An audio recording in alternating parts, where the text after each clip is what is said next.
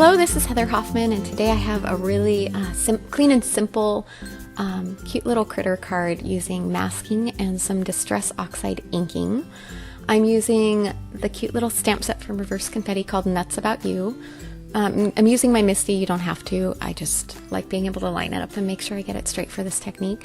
I'm using the cute little hedgehog from that stamp set, and I'm using my Misty to make sure I line up so the hedgehog's feet are along one of the straight lines. That way I know I haven't stamped it crooked on my card front. And I'm stamping it one time on just a white top folding card base, and then you can use any kind of masking paper. I like the full coverage post-it sticky notes here, like you see. It's sticky all the way down to the bottom, and I'm just stamping it one time on there, and then I'm going to fussy cut that out with my scissors, just cutting right along the line, nice and careful. And this is what I'm going to use as my mask to put on my card front, so that I can ink around the cute little critter and leave a background on it. Now, as soon as I've got that cut out nice and carefully, you notice the detail between the legs. I do that at the very last because it's just kind of a little tiny piece. You could skip that, but that's really going to add to the realism when you add the inking around this.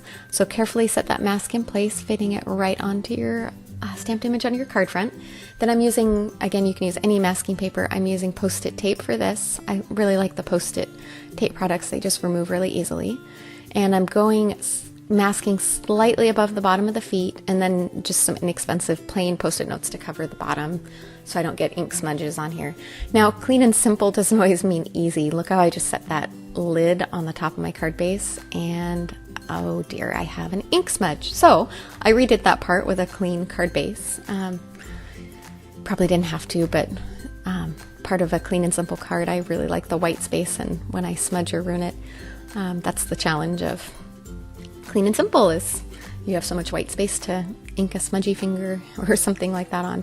Now I'm using Peacock Feathers Distress Oxide ink. You can use an ink blender. I've really been loving the Ranger blending brushes. I just feel like they're super easy. I have each of mine labeled with a color family, and I use the same one for all of my blues, and I use the green one for all the greens and the red one for all the reds. So I don't have to have a huge collection of them. So once I've just blended a soft background around the edges of that, I'm going to peel my mask off. Nice and simple here. And the fun thing with this, by inking around the top edge, it makes it look like there's a white ground underneath, and it just settles the image and adds a fun little detail around it. So now I'm going to stamp a sentiment underneath.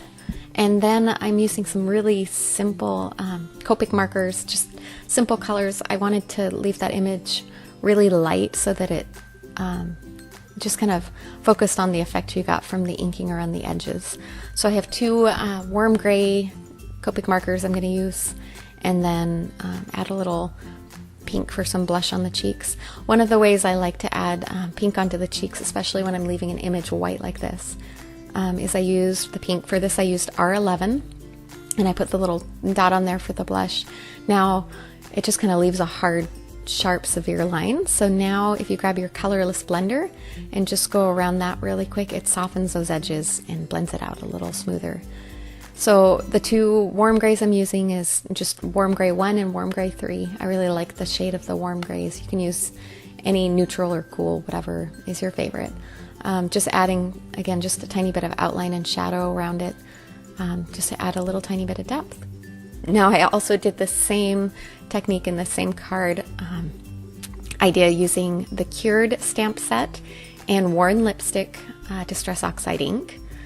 And then I did another one using All About You, EWE, like sheep, and Twisted Citron ink.